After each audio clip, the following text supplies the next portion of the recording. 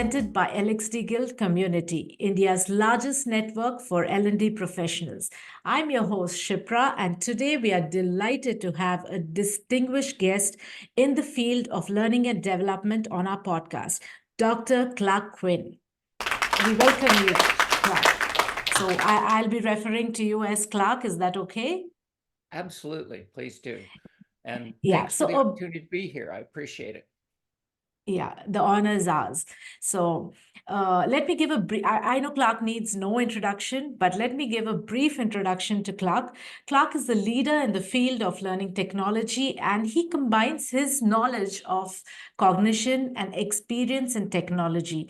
He makes use of evidence-based practices to help companies work smarter. He is the director of Quinnovation. That's why he's usually known as the Quinnovator. It is an independent learning experience design strategy consultancy. And he's the co-organizer of the Learning Development Accelerator, an online community which brings the L&D professionals together. So in today's episode, we'll be exploring 4 of your influential books, Revolutionize Learning and Development, Millennials and Goldfish, and other training misconceptions, learning science for instructional designers, and making it meaningful. So let's get to all the audiences who are listening, get ready to dive into some great learning insights with none other than the man himself, often referred to as the Quinnovator, Dr. Clark Quinn. So let's move on to book number 1, Revolutionize Learning and Development, where you focus on performance, innovation, and strategy for the information age. So, Clark, this book is a fascinating call to action where you're urging a shift in how organizations approach learning and development. So, first off, how exactly do you propose the change in traditional L&D strategies? And why do you believe that these changes are necessary? A couple of things. When you look at learning, it's not just something that happens for novices early on, but it's fostered through several things. For one, there are times when you shouldn't put it in the head. It's, you're not doing it frequently enough, but it's really important when it happens. Maybe you can put it in performance support in a job aid, and then people will successfully perform the task when needed without having to invest in training. Right. It's hard to get us reliably to do things, to get information in our head, to develop new skills. A lot of what we do in e-learning thinks information dump and knowledge test will actually lead to that change, and it won't. We need meaningful practice. We need it spaced out over time. To do that properly is not well recognized, but it's not the only solution we have in our toolkit to help people be able to do new things. So performance support is the second one. But supporting learning over time extends beyond the event. We can be coaching people, we can be reactivating, particularly now with technology. We have ways to extend the learning experience, reactivate that knowledge, even if they're not performing it very frequently. So we need to look at that bigger picture. I was inspired by Mark Rosenberg's book, Beyond E-Learning, where he considered this. But I was also inspired by the late Jay Cross's book on informal learning and working with him to recognize that also continual organizational learning is innovation. When you're doing research and design and problem solving, you don't actually know the answer when you start. So that's a form of learning too. And L&D could take responsibility for that. And that has a couple benefits, one pragmatic, one principled. On principle, we should be the people facilitating it, and it's critical to the success of organizations. And as a practical outcome, it suddenly moves us from the periphery of value, just doing the learning stuff, to being contributor and, in fact, the facilitator of the most important thing for organizations going forward, which is the ability to continually innovate. And in this era of continuing increasing change, that's going to be the only sustainable differentiator for organizations. So really the thinking is L&D needs to do what it does well, but it also needs to do those things that it's not doing now that it could and should take ownership of. So it's just a broader remit of what learning is and what L&D's contribution to it can be. And so I think that answers your two questions. So would you like to share an example of a company which has put this to practice, or? I would love to. And I've asked my colleagues, and everybody agrees that there are companies that are doing bits and pieces of it well, but nobody is doing it all. So IBM had this sort of three-part approach: learning apart from work, which is basically going away to a course or an event, learning facilitated by work. And so sort of you are doing things in your given coaching or reinforcement for specific behaviors, and feedback is critical part. And then learning in the work, which was more performance support, and that perspective, but it didn't really get into the informal learning. And similarly, that was what I felt was a gap in Mark Rosenberg's book. So some companies are good at innovation. 3M is a classic example. Some companies, the Coast Guard here in the US is really good at using performance support. Other people, Allen Interactions has done a good job of creating good learning experiences. And there are some other folks that are doing stuff in VR and AR. It's just, I have yet to really see any company putting it all together. And I think that will be a substantive contributor to any organization's success when they can do it. And by the way, we have evidence that this is valuable. So people like Towards Maturity and the work of Lori Bassi both showed that when organizations, the closer they got to doing things the right way, the better outcomes they received. Absolutely, absolutely. We have a long way to go, but yeah, we somewhere begun. Yes. So looking forward, how do you see the role of L&D evolving over the next 5 to 10 years, especially with the ongoing technological advancements? I wish I could be extremely optimistic.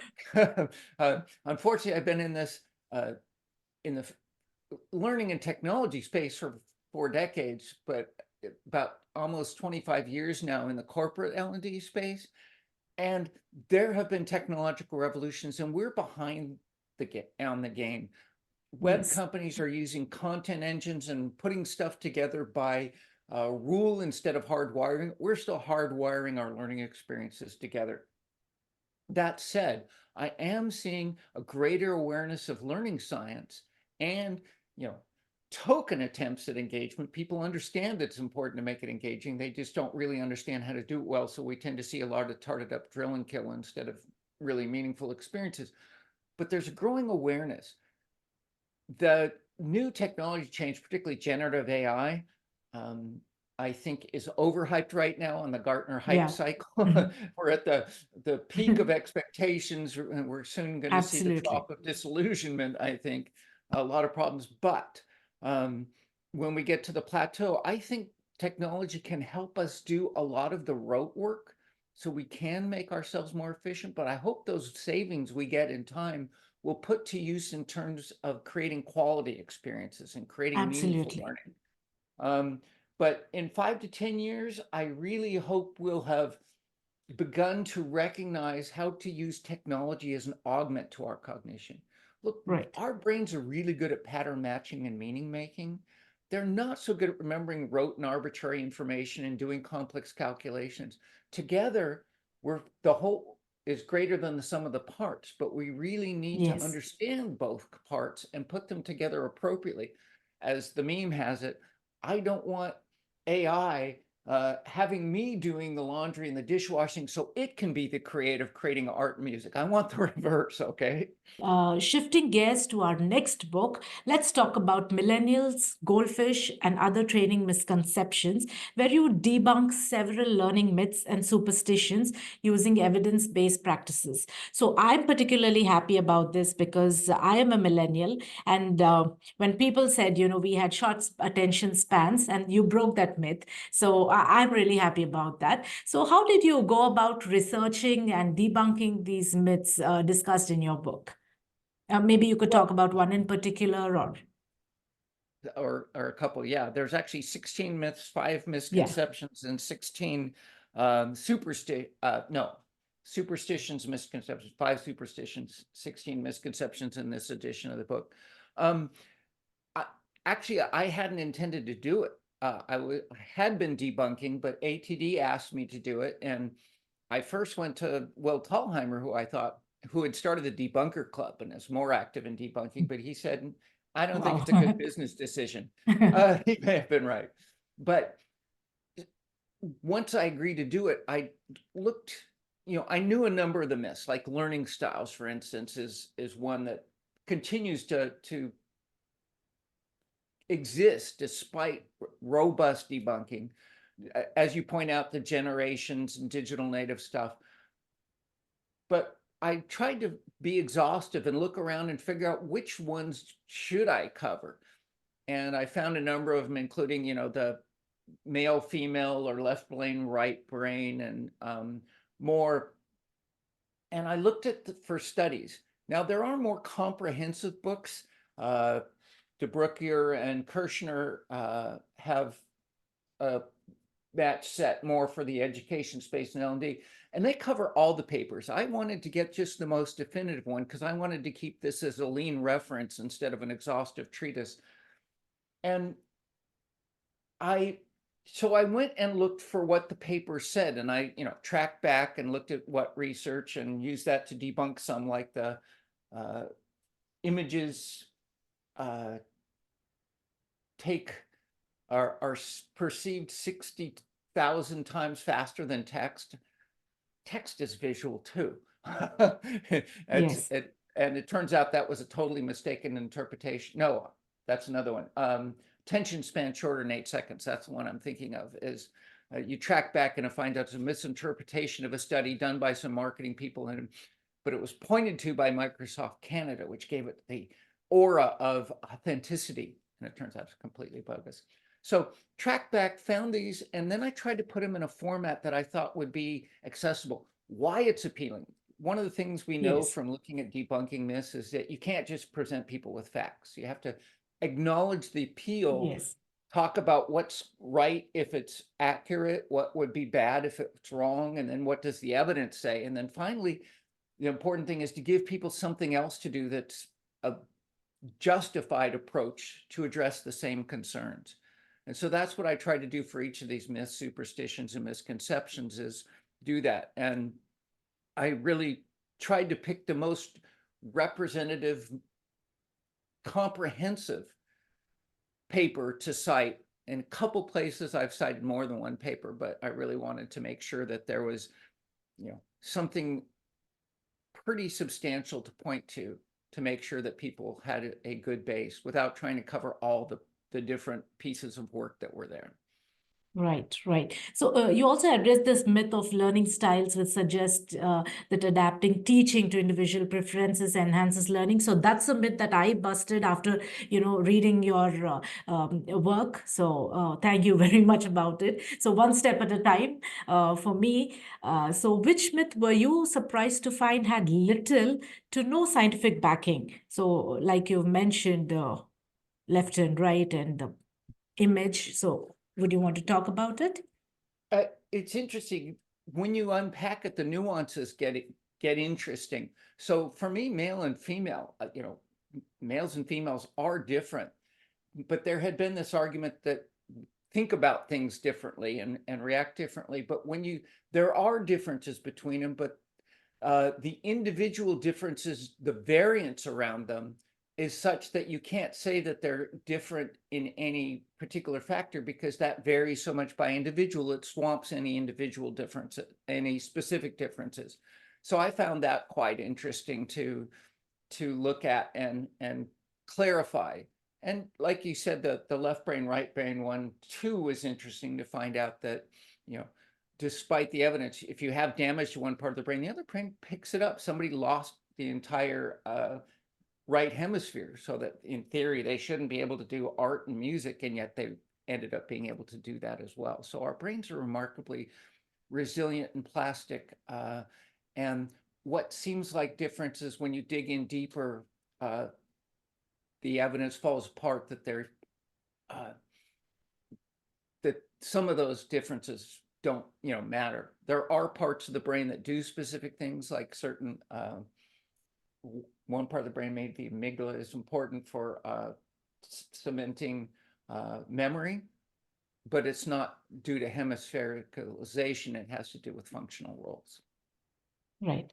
Yeah, these insights are really crucial, and they not only question but also reshape our understanding of effective teaching and learning strategies. So, continuing our exploration into your influential works, let's delve into Make It Meaningful, taking learning design from instructional to transformational. So, this book starts with the concept of meaningful learning and why it's crucial for learners. So, Clark, in your book, you introduce this concept of cognitive augmentation. So, can you discuss more about it? Sure. Although Make It Meaningful is my most recent book, and it was written to be a complement to my book that was just preceded it. So Yes. the book Learning Science for Instructional Designers was the Preceding. the picture of what does science tell us about learning in a accessible format. I wasn't covering everything again. I was trying to figure out the core that people needed to hear. So the important part of Make It Meaningful, I think of learning experience design, and that's what your organization has in its title. I think of learning experience design as the elegant integration of learning science with engagement. And I and others have written about learning science, and I looked to see what was around on engagement, and there wasn't enough of it. So that's why I wrote Make It Meaningful, to try and put together what I had been doing over, a recurrent theme throughout my career has been designing games for learning, and those specifically draw upon engagement. But at the time I was a grad student, our lab was looking at what made engaging in computer interfaces, and they brought in people like Brenda Laurel talking about theater, and then also Bruce Tognazzini talked about stage magic, and we looked at game design, people like Chris Crawford and I continued that, looking what made effective practice and what made engaging experiences, particularly because I ended up designing a game for a children's welfare agency to help kids who grow up without parents learn to survive on the streets. So Make It Meaningful isn't it? It's about the emotional augmentation of cognition. So I talk about, generally when I talk about cognitive augmentation, I talk about technology augmenting what our brain does well. But in this particular case, it's about the emotional side of the learning experience and trying to get that right as well. And we have evidence that matters. We do know that people perform better when they're emotionally engaged, when they're not too anxious, and we want to build their confidence so they're willing to apply that knowledge after the learning experience. So technically they're not emotions, but emotion is a phrase to use to that helps people understand we're not talking about the cognitive side, we're talking about the engagement side. And you need to understand the alignment between the two. So edutainment was a phrase back in the 80s, in the early days of the computer game industry, where people were making learning games that were fun. But they tried to put game designers, instructional designers in a room together, and without an understanding of the alignment that makes it work, you'd end up with the computer equivalent of chocolate covered broccoli, right? Yes. It was just Well not said.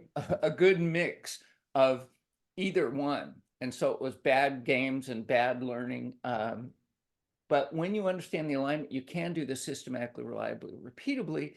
And my first book was on designing games for learning. And this book is really about taking those principles and applying them to learning experiences, whether e-learning, face-to-face training, as in your origins, as you express them to me. So it's that augmentation of the learning part of the story with the emotional part of the story to create a coherent whole that leads to outcomes. And I like the phrase Seymour Papert coined to me, that the end goal is hard fun, not trivial fun, not just hard misery, but hard fun is where learning can and should be. Yes, absolutely, absolutely. So for anyone to creation of learning experience, the aim is to be impactful and engaging and to involve the emotional connection of the audiences.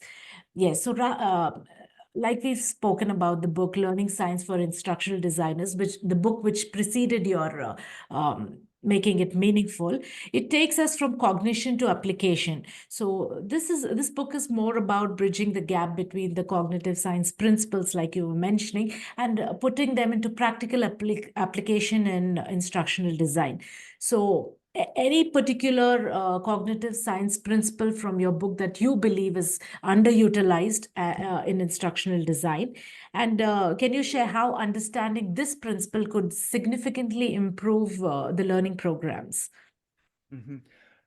Well, it's attention and working memory capacity. And John Sweller's work on cognitive load captures this really well. And Ruth Clark That's Kent. where we actually met, you and I. Uh, Cognitive Okay. theory. Yeah. So John Sweller's cognitive load theory says that we only have so much capacity in our mental workplace, in our Right. working memory, basically. And if you overload learning with too much other stuff, it overwhelms your limited capacity. And so you want to keep that focused. And as we learn things, more and more can be it's not more and more in working memory. It's that each element is smaller, more automatized, so we can bring in more additional stuff. But you have to keep that cognitive load right. And so Absolutely. you can't load too much or it becomes frustrating and confusing, and it can't have too little or it's boring. But in between is this zone of engagement.